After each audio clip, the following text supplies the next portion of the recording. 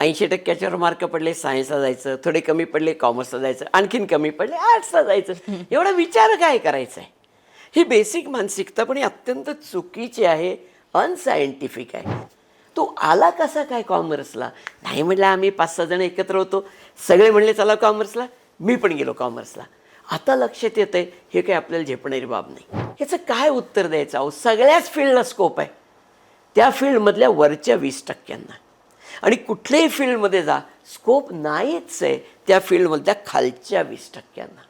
त्यामुळे फील्डला स्कोप नसतो. आवडीचे विषय, झेपणारे जमणारे विषय घेऊन पुढे गेलात तर त्या वरच्या 20%मध्ये असायची शक्यता सगळ्यात जास्त आहे. की आपल्या घराच्या 3 किलोमीटरच्या परिसरातलंच कॉलेज घ्या, तुम्ही कुठल्याही ब्रँच असा, सायन्स कॉमर्स आर्ट्स.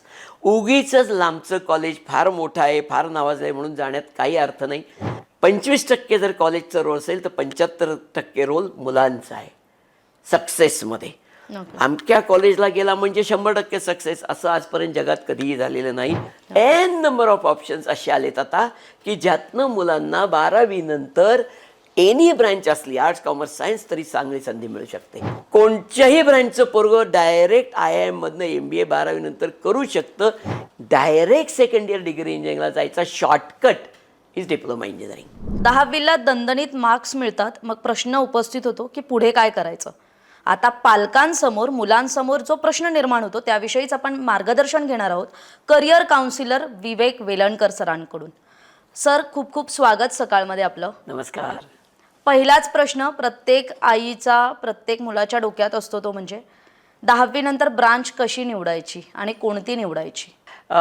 खरं सांगायचं तर हा अत्यंत महत्त्वाचा प्रश्न आजपर्यंत न सुटलेला. याचं कारण असं आहे की आपल्याकडं वर्षानुवर्ष 2 मार्ग अवलंबले जातात ब्रांच निवडण्याचे. एक, मार्क किती पडले. 80%वर मार्क पडले सायन्सला जायचं, थोडे कमी पडले कॉमर्सला जायचं, आणखीन कमी पडले आर्ट्सला जायचं. एवढा विचार काय करायचा आहे? ही बेसिक मानसिकता पण ही अत्यंत चुकीची आहे, अनसायंटिफिक आहे. म्हणजे एका मुलाला 2 वर्षापूर्वी मी विचारलं की बाळा, म्हटलं रिझल्ट लागल्याबरोबर, म्हटलं किती मार्क पडले रे? 85%. काय करायचं ठरवलं? सायन्स. म्हटलं सगळ्यात कमी मार्क कुठल्या विषयात पडले? सायन्स. अरे मग तुला एवढे मार्क कसे पडले? मला संस्कृतमध्ये 98 मार्क आहेत म्हटलं. हे डेंजरस आहे. सो मार्काच्या बेसिसवर निवड ही अनसायंटिफिक आहे. मग दुसरा मार्ग काय निवडतात पोरं? बहुतेक हल्ली मुलांचे मुलींचे असे ग्रुप असतात शाळेतच, सगळे मिळून ठरवतात की चला अमक्या कॉलेजला जायचं. मग जत्रेला चालल्यासारखे सगळे तिकडे जातात, विच इज ऑल्सो रॉंग. एक उदाहरण सांगतो. 1-2 वर्षापूर्वी एक पोरगं मला भेटलं, 11वी कॉमर्स झालेलं. मला म्हणलं आपल्याला काय कॉमर्स झेपत नाही. म्हणलं काय झालं रे? फार लिहायला लागतं म्हणला, आणि मला एवढं लिहायची सवयच नाही. तो आला कसा काय कॉमर्सला? नाही म्हटलं आम्ही 5-6 जण एकत्र होतो, सगळे म्हणले चला कॉमर्सला, मी पण गेलो कॉमर्सला. आता लक्षात येतं आहे हे काही आपल्याला झेपणारी बाब नाही. मग म्हणलं तुला काय आवडत होतं? नाही म्हणलं मला ते टेक्निकल विषय खूप आवडायचे, आमच्या शाळेत टेक्निकल होतं. मग म्हटलं सोड, ते 11वी गेलं असं समज, मागं ये आणि 10वी नंतरची टेक्निकल ब्रँच घेऊन पुढे जा. का घडलं हे? काय म्हणले मित्रमंडळी, काय म्हणले शेजारी पाजारी, काय म्हणले नातेवाईक, ह्याच्यावर निर्णय, विच इज ऑल्सो कम्प्लिटली अनसायंटिफिक. पण मग करायचं काय? तर एक छोटंसं एक्झरसाईज मी मुलांना सांगणार आहे. पालकांनी लक्षसुद्धा द्यायचं नाही याच्यात, कारण तो मुलांना इंडिपेंडेंटली करू द्यावा असं माझं स्पष्ट म्हणणं आहे. जेवढे विषय शिकले 10वीपर्यंत, फिजिक्स आहे, केमिस्ट्री आहे, बायोलॉजी आहे, अल्जेब्रा आहे, जॉमेट्री आहे, हिस्ट्री आहे, जॉग्रफी आहे, मराठी, हिंदी, संस्कृत, इंग्लिश, जे काय आहेत ते सगळे विषय एका कागदावर लिहून काढा. 3 कॉलम करा. पहिल्या कॉलममध्ये खूप आवडलेले जमलेले झेपलेले विषय, दुसऱ्या कॉलममध्ये मध्यम आवडलेले जमलेले झेपलेले विषय, आणि तिसऱ्या कॉलममध्ये अजिबात न आवडलेले जमलेले झेपलेले विषय. हे मुलांना 10वीपर्यंत आलेल्या 100% कळतं. त्यांनी प्रामाणिकपणे ते करायचे. आणि मग तिसऱ्या कॉलममध्ये जे विषय पडतील, मग त्याच्यात फिजिक्स पडू दे, त्याच्यात केमिस्ट्री पडू दे, त्यात मॅथमॅटिक्स पडू दे, त्यात हिस्ट्री पडू दे, जॉग्रफी पडू दे, ते पहिले उचलायचे आणि फेकून द्यायचे फॉर लाईफ टाईम. परत त्या विषयांना कधी हात लावायचा नाही. जे विषय पहिल्या कॉलममध्ये पडतायत ते कुठल्या ब्रांचमध्ये बसतात, ती ब्रांच माझी. अशा प्रकारे जर निर्णय घेतला तर तो जास्ती सायंटिफिक असेल, कारण त्या मुलाला स्वतःला ते व्यवस्थित समजलेलं आहे. मी तुम्हाला उदाहरण सांगतो याचं. एक 2-3 वर्षापूर्वी एक 11वी सायन्स झालेला मुलगा आणि त्याचे पालक माझ्याकडे आले. पालक म्हणले, हे चिरंजीव, यांना 10वीला 90% मार्क होते, यांना सायन्सला घातले, चांगला क्लास लावला, 11वीला 45%. मी त्या पोराशी बोललो, म्हणलं काय रे बाळा, काय प्रॉब्लेम आहे? 5 मिनिटांनी बोलता बोलता तो म्हणला, तुम्हाला खरं सांगतो म्हणला, मला 10वीचं फिजिक्स पण कळलं नव्हतं, पण 10वी मी निभावून नेली, घोकवून ओकवून मार्क मिळवले, पण आता 11वीला फिजिक्स एवढं झालंय मला काहीच कळत नाही म्हणला. जर त्याने हे आधीच एक्झरसाईज केला असता, त्याच्या लक्षात आलं असतं की फिजिक्स हा माझा विषय नाही, तर कदाचित तो सायन्सला गेलाच नसता. हे कुठंतरी जर आपण वेळेवर केलं तर नंतर जे प्रॉब्लेम्स येतात, फ्रस्ट्रेशन्स येतात, वेळेला मागे यायची वेळ येते, सगळं थांबू शकतं. मला पालकांचा एक अजून प्रश्न असतो हल्ली, सर आता हल्ली कुठल्या फील्डला स्कोप आहे? याचं काय उत्तर द्यायचं? अहो, सगळ्याच फील्डला स्कोप आहे, त्या फील्डमधल्या वरच्या 20%. आणि कुठल्याही फील्डमध्ये जा, स्कोप नाहीच आहे त्या फील्डमधल्या खालच्या 20%. त्यामुळे फील्डला स्कोप नसतो, फील्डमध्ये तुम्ही कुठं आहात त्याच्यावर स्कोप ठरतो. आणि म्हणून आवडीचे विषय, झेपणारे जमणारे विषय घेऊन पुढे गेलात तर त्या वरच्या 20%मध्ये असायची शक्यता सगळ्यात जास्त आहे. म्हणून हा एक्झरसाईज करा, प्रामाणिकपणे करा. लिहून देतो तुम्हाला, तुमचं तुम्हालाच आत्मज्ञान होईल की मला काय करायचं आहे. मग ह्या आता आपण म्हटलो ते ब्रांच निवडण्याविषयी, यातून 2 प्रश्न मला पडलेत. एक तर कॉलेज निवडीचं तुम्ही सांगितलं, ग्रुपचा ग्रुप निघतो आणि कॉलेज जॉईन करतो, तर कॉलेज निवडताना कुठली खबरदारी घ्यायची किंवा मुलांनी आणि पालकांनी काय विचार करून कॉलेज निवडायचं? आणि दुसरा मुद्दा, आपण जे आता एक्सरसाइज सजेस्ट केली, अनेकदा पालक असं होतं, एक तर आता ग्लॅमराईज वर्ल्ड झालं आहे, त्याच्यामध्ये शिक्षणसुद्धा कुठेतरी ग्लॅमरायझिंग होतं आहे का? कारण ॲप्टिट्यूड टेस्ट, इंटरेस्ट टेस्ट असे प्रकार आलेत, त्यातून खरंच मुलांना फायदा होतो का? हे 2 प्रश्न सर. नाही, ॲप्टिट्यूड टेस्टचा फायदा काही प्रमाणात नक्कीच होतो. कशासाठी? तर किमान काय करू नये हे त्यातनं निघतं आणि त्याच्यावर नीट लक्ष द्यावं. उदाहरण सांगतो, समजा ॲप्टिट्यूड टेस्ट झाली, त्यातनं असं दिसलं की रिझनिंग ॲबिलिटी या मुलाची तेवढी डेव्हलप झालेली नाही, तर IT फील्ड, इंजिनिअरिंग फील्ड हे त्याच्यासाठी नाही, कारण त्यात मोठ्या प्रमाणावर रिझनिंग ॲबिलिटी लागते. त्याची 3 डायमेन्शनल ॲबिलिटी चांगली डेव्हलप झालेली नाही. हे लक्षात आलं तर आर्किटेक्चर फील्ड त्याच्यासाठी नाही. म्हणजे त्यातले निगेटिव्ह मेसेजेस नक्की घ्यावेत. काही वेळा ना पॉझिटिव्ह मेसेजेस खूप कन्फ्युजिंग येतात. म्हणजे मुलाची ओव्हरऑल छान डेव्हलपमेंट असते, तो मेडिकलही करू शकतोय, तो इंजिनिअरिंग करू शकतोय, तो लॉ पण करू शकतो, तो CA पण होऊ शकतो. देन अगेन कन्फ्युजन अरायझेस, मग नक्की यातलं काय? तर त्यामुळे त्याचा एक प्रकारे उपयोग फक्त काय करू नये याच्याकरता करावा, आणि मी जे एक्झरसाईज सांगितला त्याचा उपयोग काय करावा याच्यासाठी करावा. दोन्हीचा मिलाप जेव्हा घातला जातो तेव्हा 99% निवड योग्य ठरण्याची शक्यता असते. आता राहिला विषय कॉलेजचा. हे प्रकरण ना सायन्समध्ये थोडं जास्त आहे. कॉमर्स आर्ट्सला खरं म्हणजे तेवढं नाही आहे, पण सायन्समध्ये भयंकर आहे. त्या 2 भाग आहेत. एक म्हणजे एक तर मुलांना क्रेज की अमकंच कॉलेज पाहिजे. मी पुण्यामध्ये तर मी बघतो मुलं पहिलं काय तर मला फर्ग्युसनलाच जायचंय, राहतोय कुठं तर धनकवडीला, जायचंय कुठं तर फर्ग्युसनला. हा विचार सुद्धा डोक्यात आणत नाहीत की आपल्या घरापासून कॉलेजचं डिस्टन्स किती, आपण तिथं जाणार कसे. या मुलांना लायसन्स मिळणं शक्य नाही, कारण त्यांना व्हेकल चालवायला अलाउड नाही 18पर्यंत. मग सार्वजनिक वाहतूक व्यवस्था किंवा पेरेंट ड्रिव्हन, आणि त्याच्यामध्ये दोन्हीमध्ये त्या मुलांचा वेळ जातो, त्यांना फटीग येतो. हे लक्षात न घेता एखाद्या कुठल्या तरी केवळ कॉलेज मोठं आहे नावाजलं आहे म्हणून त्याचा आग्रह धरणं हे अत्यंत चुकीचं आहे. माझी मुलांना सांगणं एवढंच आहे की आपल्या घराच्या 3 किलोमीटरच्या परिसरातलंच कॉलेज घ्या. तुम्ही कुठल्याही ब्रँच असा, सायन्स, कॉमर्स, आर्ट्स. उगीच लांबचं कॉलेज फार मोठं आहे, फार नावाजलं आहे म्हणून जाण्यात काही अर्थ नाही. शेवटी कॉलेजचा रोल हा लिमिटेडच आहे. 25% जर कॉलेजचा रोल असेल तर 75% रोल मुलांचा आहे सक्सेसमध्ये. अमक्या कॉलेजला गेला म्हणजे 100% सक्सेस असं आजपर्यंत जगात कधीही झालेलं नाही. त्या मुलाचा रोल 75% असल्यामुळे तो किती करतो याच्यावरच सक्सेस मिळणार आहे. त्यामुळे विनाकारण ठराविक कॉलेजचा आग्रह धरणं हे नक्कीच चुकीचं आहे. दुसरा भाग सध्या त्यात एक आलाय तो म्हणजे डमी कॉलेजेस, टायअप कॉलेजेस किंवा काय इंटिग्रेटेड कॉलेजेस वगैरे अशा प्रकारचं आहे. सायन्समध्ये तर फार मोठ्या प्रमाणावर आहे. बऱ्याचशा क्लासेसवाल्यांचे हे सगळे टायअप असतात. क्लासवाले म्हणतात की तुम्ही आमच्याकडे फक्त शिका, कॉलेजला गेला नाही तरी चालेल, त्यांच्याकडे हजेरीचं कंपल्शन नाही. आता याच्या दोन बाजू आहेत. एक बाजू म्हणजे हे काही लिगल नाही, हे ते एथिकल पण नाही. पण याचा प्रॅक्टिकल मुलं काय विचार करतात की मी जे शिक्षण क्लासमध्ये घेणार आहे ते क्लास लवकर सुरू होतोय, मी नंतर कॉलेज सुरू होणार ऑगस्टमध्ये, त्यावेळी मी परत तेच शिकणार, माझा इंटरेस्ट संपतो त्यातला. ओके. म्हणून काही प्रमाणात ते प्रॅक्टिकल होऊ शकतं. दुसरा भाग त्यातला असा आहे की आपल्याकडे कॉलेजेसमध्ये पोर्शन पूर्ण केले जाते, इस्पेशली सायन्सचे. बरं, बोर्डाचाच पोर्शन पूर्ण होत नाही तर या कॉम्पिटेटिव्ह एक्झाम CET, JEE, नीट याचा होणार कसा? मग म्हणून आज जे सगळं कल्चर तयार झालंय सायन्सला गेलं की पहिलं काय करायचं, क्लास लावायचं. ते अनफॉर्च्युनेटली अनअवॉइडेबल झालेला आहे. हा त्यातला गोष्ट आहे, पण याला काही इलाज नाही अशी आत्ताची तरी परिस्थिती आहे. जोपर्यंत कॉलेजेस या परीक्षांसाठीची तयारी करून घेण्याची व्यवस्थित इच्छाशक्ती दाखवत नाहीत आणि तसं पोरांना दिसत नाही तोपर्यंत हे चालूच राहणार.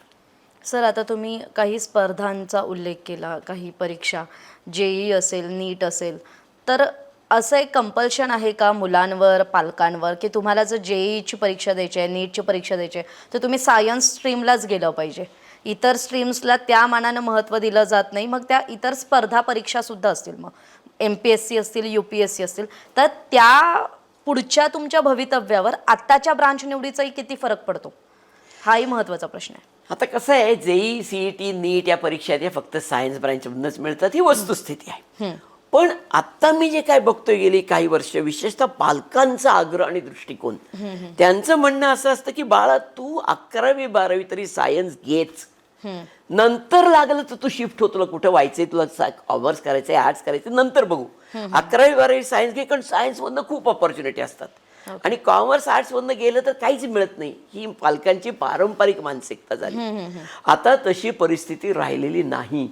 एन नंबर ऑफ ऑप्शन्स असे आलेत आता की ज्यातनं मुलांना 12वी नंतर एनी ब्रँच असली, आर्ट्स, कॉमर्स, सायन्स, तरी चांगली संधी मिळू शकते. एक्झाम्पल लॉ, वकिली, 12वी नंतर 5 वर्षाचा कोर्स आहे. कोणत्याही ब्रांच 12वी मधनं केली तरी त्याला लॉला प्रवेश मिळतो. सगळ्यात महत्त्वाचं म्हणजे त्याच्यासाठी परत वेगळी एंट्रन्स आहे, त्याचा या CET, JEEशी काही संबंध नाही. आर्ट्स, कॉमर्स, सायन्स कुठनंही गेला तरी लॉची CET वेगळीच आहे आणि त्याला विषय आर्ट्स, कॉमर्स, सायन्सचे नाहीच आहेत. English, general knowledge, reasoning ability, general mathematics up to 10th, एवढेच विषय आहेत ज्याच्यावर तो पोरगा 12वी नंतर लॉला जाऊ शकतो. हॉटेल मॅनेजमेंट सारखं फील्ड आहे, परत एकदा आर्ट्स, कॉमर्स, सायन्स सगळ्यांना अवेलेबल आहे, कोणचंही पोरगं त्याच्यात जाऊ शकतं. त्याची परत CET आहे, त्याला विषय हेच आहेत. त्याच्यानंतर डिझायनिंगसारखं, म्हणजे आज जो समज आहे की IIT Mumbai, IIT Delhi, IIT Guwahati अशा IITsमध्ये जायचं असेल तर सायन्सला गेले पाहिजे, JEE मेन्स, JEE ॲडव्हान्स, याच्यात सुद्धा चांगली रँक तरच IIT दिसतंय, साफ खोटं आहे. 12वी आर्ट्स, 12वी कॉमर्स, 12वी सायन्स झालेली कोणतीही मुलं IIT Mumbai, IIT Delhi, IIT गुवाहाटीत जाऊ शकतात, कारण या सगळ्या IITsमध्ये एक सेपरेट स्कूल आहे, त्याचं नाव आहे डिझायनिंग स्कूल. ओके. आणि याच्यात जाण्याकरता वेगळी एक एंट्रन्स एक्झाम आहे, त्याच्या त्या JEEशी काडी मात्र संबंध नाही. हे आर्ट्स, कॉमर्स, सायन्स कोणताही पोरगा ती एक्झाम देऊ शकतो आणि त्यातून तो डिझायनिंगमध्ये दाखल होऊ शकतो. डिझायनिंगमध्ये सुद्धा product designing, interior designing, fashion designing, communication designing असे डिझायनिंगचे पण खूप प्रकार झालेत. ओके. आणि हे फील्ड सगळ्यांना ओपन आहे, म्हणजे सायन्सच घेतलं पाहिजे असं बंधन नाही. त्याच्यानंतर स्पर्धा परीक्षा द्यायच्या आहेत, UPSC, MPSC सारख्या, गरज नाही सायन्सची, कारण त्यांना काय लागतं, फक्त डिग्री लागते. एनी डिग्री, BA असो ना तर BE असो, त्यांना काय फरक पडत नाही. या सगळ्या कॉम्पिटेटिव्ह एक्झाम्स तुम्हाला कशात नाही देता येतात. अशा विद्यार्थ्यांना माझं खरं सांगणं असतं की तुम्ही शक्यतो आर्ट्सच घ्या, कारण आर्ट्सचं कॉलेज कमी वेळ असतं, अभ्यास थोडा कमी असतो, त्या मनाने तुम्हाला 11वी पासून स्पर्धा परीक्षांची तयारी करता येईल. मुलं जे ग्रॅज्युएट झाल्यावर 3-3 वर्ष तयारी करण्यात वेळ घालवतात, त्यावेळी त्यांनी तो 11वी पासून सुरू करावा, जेणेकरून ग्रॅज्युएट झाल्या त्यांना या स्पर्धा परीक्षा देता येतील. MBA करायचं अनेक मुलांना, MBA करायला सुद्धा 2 मार्ग आहेत. 12वी नंतर एक BBA आहे किंवा BBM, BMS, सगळे एकच आहे, नावं वेगवेगळी. याला पण एंट्रन्स आहे वेगळी, आता या गेल्या वर्षीपासून आली आहे. त्या एंट्रन्सलाही परत विषय हेच आहेत, English, general knowledge, reasoning ability, general mathematics. कोणत्याही ब्रँचचं पोरगं BBAला जाऊ शकतं. काही इन्स्टिट्यूट्सने आता डायरेक्ट MBA आणले, 12वी नंतर थेट MBA, 5 वर्षाचं. आणि त्याच्यात IIMs आहेत, इंडियन इन्स्टिट्यूट ऑफ मॅनेजमेंट, देशातल्या सर्वोत्कृष्ट institute. IIM Indore, IIM Rohtak, IIM Bodhgaya, IIM Jammu, अशा IIMs मध्ये 12वी नंतर थेट 5 वर्षाचं इंटिग्रेटेड MBA आहे. आर्ट्स कॉमर्स सायन्स कोणचंही पोरगं जाऊच शकतं.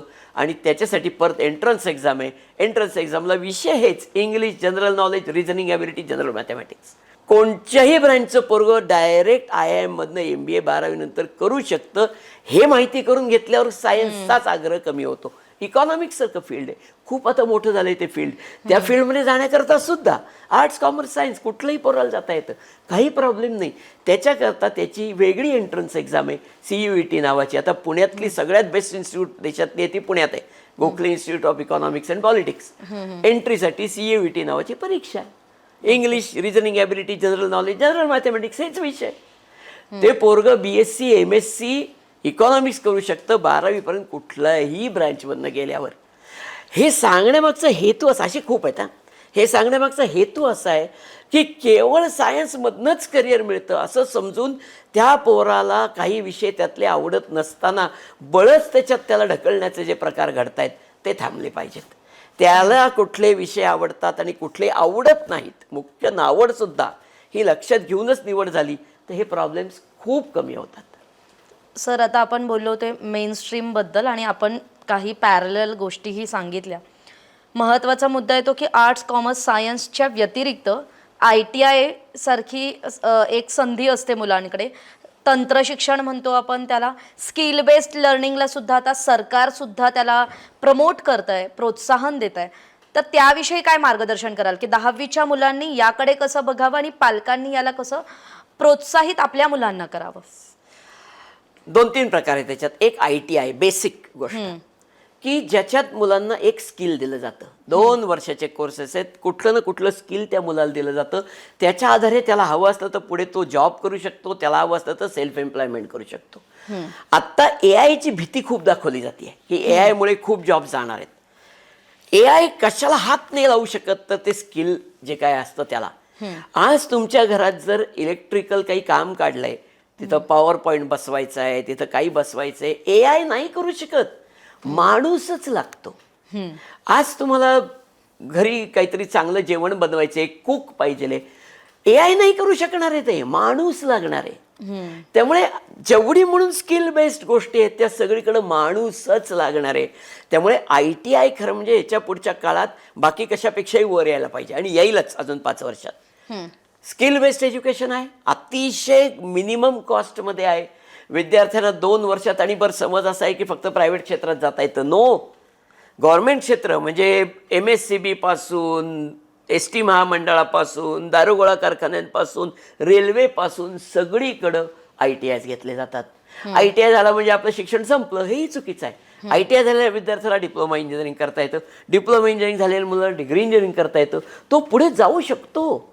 इव्हन त्यांनी 12वीचे इंग्लिश आणि मराठी 2 पेपर्स दिले की ITI वाला 12वी समकक्ष धरला जातो, तिथून त्याला 12वी नंतरच्या ऑपॉर्च्युनिटीज ओपन होतात.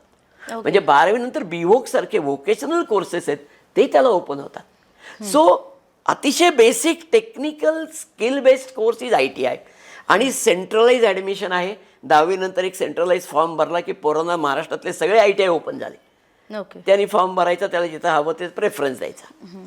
दुसरा त्यातला कोर्स आहे तो जरा कन्फ्युजिंग आहे, तो आहे डिप्लोमा इंजिनिअरिंग.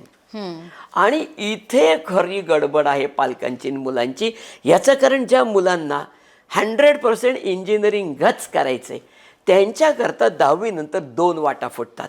एक डिप्लोमा 3 वर्षाचा, तो झाला की डायरेक्ट सेकंड इयर डिग्रीमध्ये 3 वर्षात डिग्री, म्हणजे 3 आणि 3 6 वर्ष. 11वी-12वीच्या मार्गाने जाताना 11वी-12वीची 2 वर्ष आणि 12वी नंतर पुढे 4 वर्षाची डिग्री. 2 आणि 4 6, दोन्ही मार्गाने 6च वर्ष लागत असल्यामुळे खरं तर कन्फ्युजन सगळ्यात जास्त आहे. मग डिप्लोमा करू का 11वी-12वी? मी याचे फक्त फायदे तोटे सांगणार आहे, प्रत्येकाने आपापला निर्णय घ्यायचा आहे. डिप्लोमाला जाण्याचे फायदे काय? एक, हे 10वीला चांगले मार्क पडतात, त्यामुळे डिप्लोमाचं चांगलं कॉलेज, चांगली ब्रांच मिळायची शक्यता जास्त. 2, हे 11वी 12वी CET JEE त्याचे क्लासेस, ती सगळी रॅट रेस, त्यानंतर ते इंजिनिअरिंग ॲडमिशनची लांबलेली प्रोसेस, इंजिनिअरिंगचं पहिलं वर्ष डेंजरस, 20-25% पोरांच्या दांड्या उडतात, हे सगळं टाळून डायरेक्ट सेकंड इयर डिग्री इंजिनिअरिंगला जायचा shortcut is diploma engineering. Third advantage, ज्या ब्रांचमध्ये तुम्ही डिप्लोमा केला आहे त्याच ब्रांचमधनं पुढे डिग्री करणार असाल तर डिग्री कोर्स सोपा जातो. फोर्थ ॲडव्हान्टेज, ज्या मुलांना डिप्लोमा इंजिनिअरिंग झाल्यावर साक्षात्कार होईल की माझं झालं एवढं शिक्षणच आता फार झालं, त्याच्यासाठी diploma engineering becomes a professional qualification. त्याच्या जोरावर तो जॉब किंवा स्वतःचं काहीतरी करू शकतो. फक्त प्रायव्हेट सेक्टर नाही तर मगाशी सांगितल्याप्रमाणे रेल्वेपासून, डिफेन्सपासून, ST महामंडळापासून, महावितरणपासून सगळीकडं सगळ्या PSUजमध्ये डिप्लोमा इंजिनियर्स घेतले जातात. पण तोटे काय, विशेषतः ज्यांना डिप्लोमा करून डिग्रीला जायचं आहे त्यांनी यातले तोटे पण लक्षात घेतले पाहिजेत. एक पहिला, ब्रांच निवड.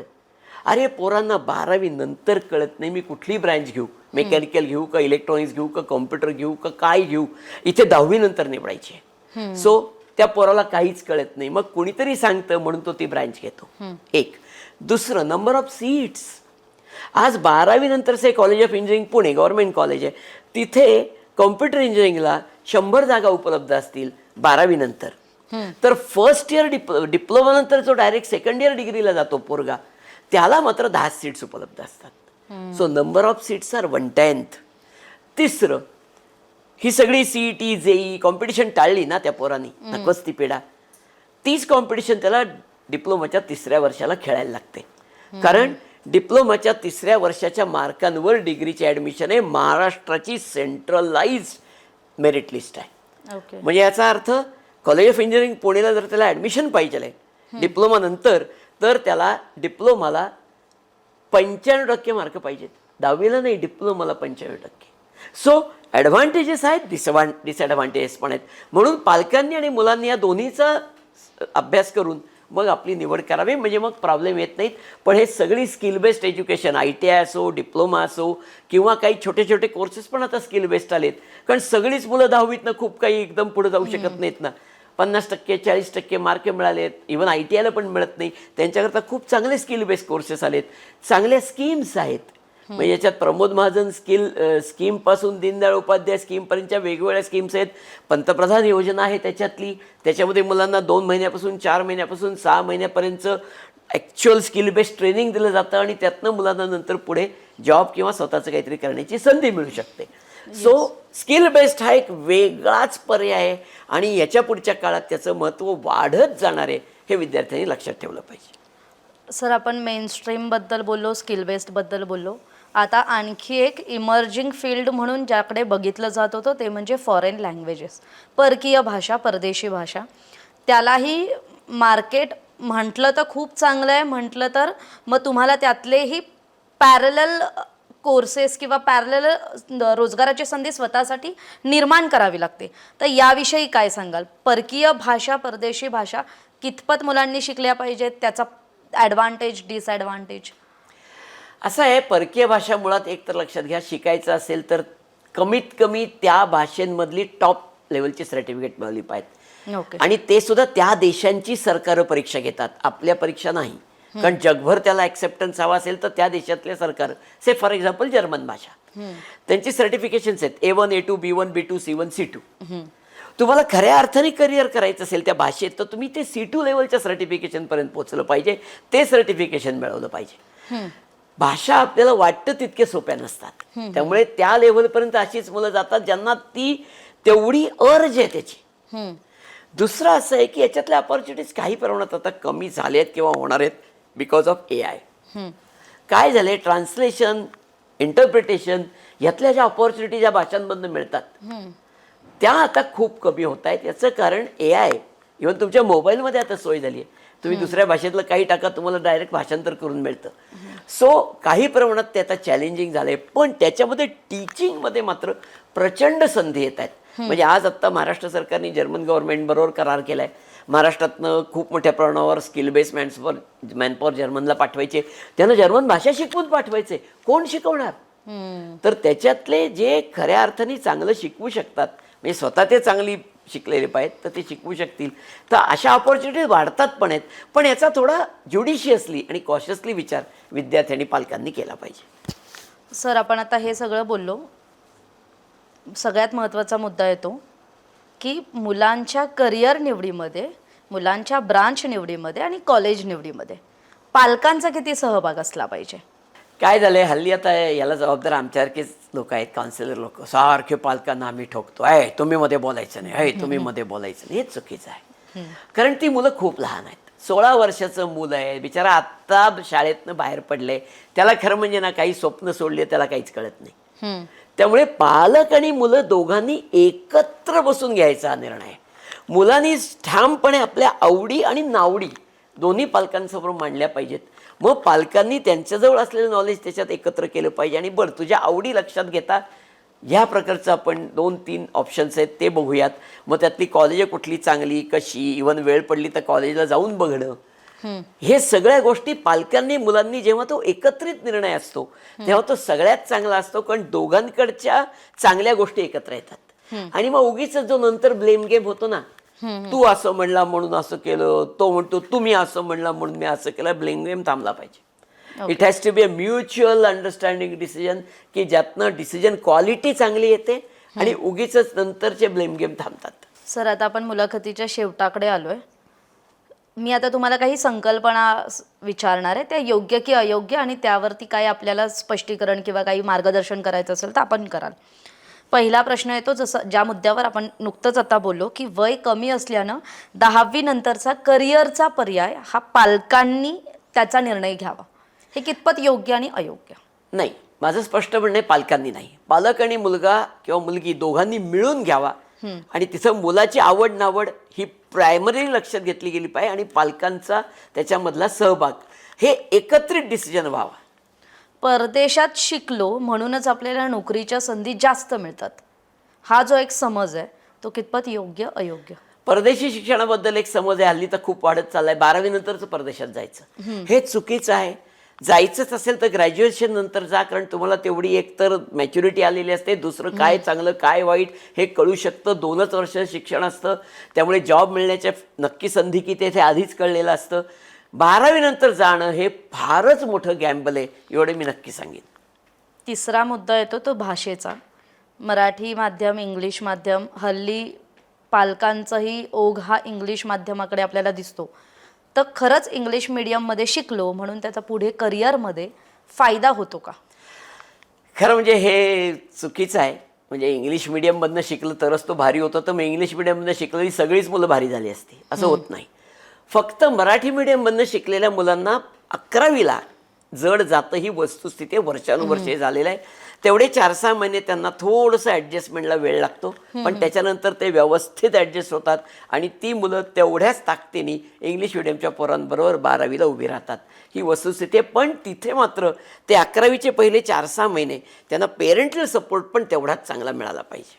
आणि शेवटचा प्रश्न की तुम्ही कुठल्याही म्हणजे तुम्ही कितीही मार्क्स मिळवा, पण तुम्ही जेव्हा एक 80-85% मिळवता तेव्हा तुम्ही किमान 11वी-12वी सायन्समधूनच करा, ज्यावर खरं तर आपण आधी बोललोय. पण ते कितपत योग्य आणि कितपत अयोग्य? नाही, पर्सेंटेजवर जायचंच नाही, कारण पर्सेंटेज कसेही मिळू शकतात. आपल्याकडे तर आता महाराष्ट्र बोर्डाची परिस्थिती अशी आहे की शाळांना 20 पैकी 20 देण्याची परमिशन आहे आणि दुसरं बोर्ड बेस्ट ऑफ 5 घेतं. ओके. त्यामुळे ज्या विषयात कमी तो पर्सेंटेजमधून काढून टाकल्यामुळे पर्सेंटेज वर जातात आणि तो इंडिकेटर कधीच असता कामाचा नाही. त्यामुळे विषयांची आवड आणि नावड हाच इंडिकेटर असला पाहिजे, पर्सेंटेज हा इंडिकेटर असून चालणार नाही. सर, मुलाखतीच्या शेवटी मला तुम्हाला हे सांगायचं की आत्ता म्हणजे अगदी 3 आठवड्यामध्ये मे अखेरीस आपल्याला 10वीच्या विद्यार्थ्यांचा निकाल लागणार आहे. त्या मुलांना, त्या पालकांना तुम्ही आत्ता काय एक संदेश द्याल, त्यांना काय एक टीप द्याल की त्यांनी आता उन्हाळ्याच्या सुट्ट्या लागल्यात, वातावरण जसं तापतंय तसं त्यांच्या डोक्यातले टक्केवारी किती, मग कोण काय म्हणेल, हे सगळं टेन्शनचं वातावरण आहे, त्यावर काय सल्ला द्याल? मी त्यांना एवढंच सांगेन की जग काय म्हणतंय किंवा मार्क किती पडलेत या दोन्ही गोष्टी बाजूला टाका. रिझल्ट लागायच्या आधीच पहिल्यांदा तुमचं पुढचं फिक्सेशन करून घ्या आणि त्याकरता जो एक्सरसाइज मी सांगितला, आवड आणि नावड व्यवस्थित लिहून काढा आणि त्यालाच प्राधान्य देऊन निवड करा, म्हणजे तुम्हाला कुठेही अडचण येणार नाही पुढच्या काळामध्ये. तर ही 10वीच्या विद्यार्थ्यांसाठी आणि पालकांसाठी एक मार्गदर्शन करणारी ही मुलाखत होती. आपण अशाच आणखी इतर मुलाखती पाहण्यासाठी सकाळच्या यूट्यूबला, फेसबुकला फॉलो करा, लाईक करा आणि हा व्हिडिओ आवडला असेल, ही मुलाखत आवडली असेल तर जास्तीत जास्त पालकांपर्यंत, विद्यार्थ्यांपर्यंत शेअर करायला विसरू नका. तुर्तास इथेच थांबतोय. धन्यवाद. देश विदेशातील प्रत्येक घडामोडींचे लाईव्ह अपडेट मिळवण्यासाठी आता साम टीव्हीच्या सर्व सोशल मीडिया प्लॅटफॉर्मला लाईक, फॉलो आणि सबस्क्राईब करा. तसंच सर्व नोटिफिकेशनसाठी बेल आयकॉन प्रेस करायला विसरू नका.